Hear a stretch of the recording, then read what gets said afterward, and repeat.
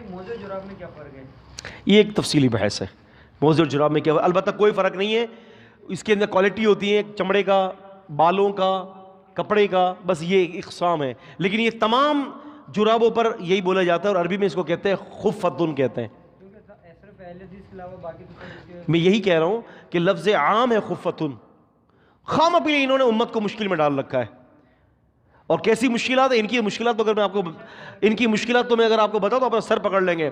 کیا کہتے ہیں؟ کنویں کے اندر، آپ نے پڑھا ہوگا بہشتی زیور، کنویں کے اندر کتا گر جائے تو پانی ناپاک نہیں ہے، کنویں کے اندر چوہے کی دم کٹ کے گر جائے تو پورا کنواں ناپاک ہے۔ عجیب منطق ہے۔